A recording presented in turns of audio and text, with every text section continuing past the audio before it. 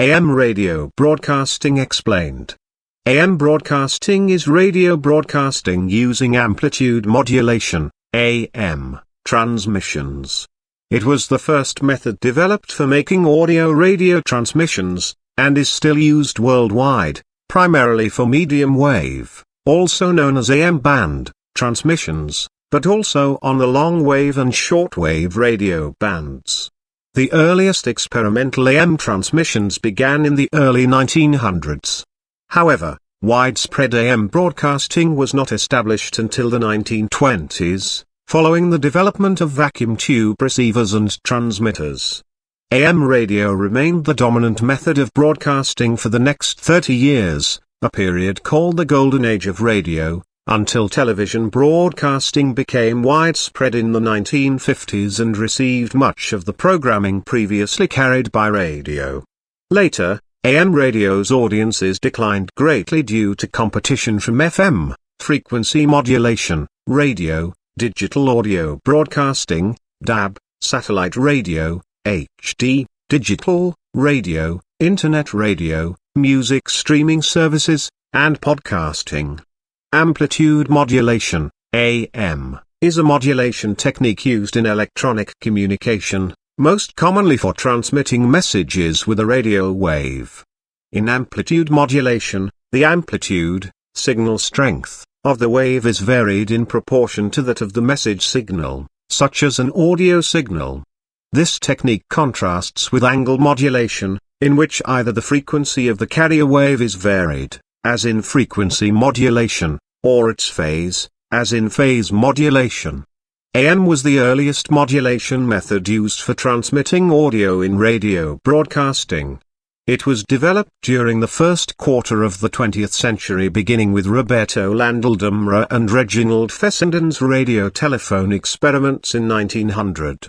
This original form of AM is sometimes called double sideband amplitude modulation, DSPAM, because the standard method produces sidebands on either side of the carrier frequency.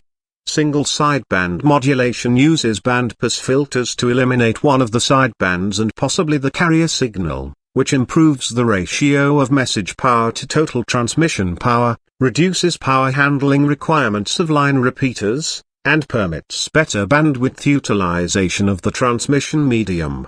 AM remains in use in many forms of communication in addition to AM broadcasting, shortwave radio, amateur radio, two-way radios, VHF aircraft radio, citizens band radio, and in computer modems in the form of CAM. Compared to FM or digital transmissions, AM transmissions are less expensive to transmit and can be sent over long distances. However, they are much more susceptible to interference, and often have lower audio fidelity. Thus, AM broadcasters tend to specialize in spoken word formats, such as talk radio, all news and sports, with music formats primarily for FM and digital stations. AM broadcasts are used on several frequency bands. The allocation of these bands is governed by the ITU's radio regulations and, on the national level, by each country's telecommunications administration, the FCC in the US, for example, subject to international agreements.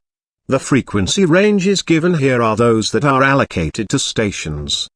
Because of the bandwidth taken up by the sidebands, the range allocated for the band as a whole is usually about 5 kHz wider on either side.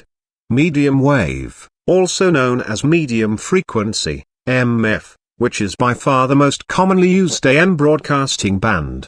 In it are regions 1 and 3, transmitting frequencies run from 531 kHz to 1602 kHz, with 9 kHz spacing, 526.5 kHz to 1606.5 kHz, and in it are region 2, the Americas, transmitting frequencies are 530 kHz to 1700 kHz, using 10 kHz spacing, 525 kHz to 1705 kHz, including the ITU Extended AM broadcast band, authorized in region 2, between 16.5 kHz and 1705 kHz. previously used for police radio. Now we'll quickly look at some demodulation methods. The simplest form of AM demodulator consists of a diode which is configured to act as envelope detector. Another type of demodulator, the product detector, can provide better quality demodulation with additional circuit complexity.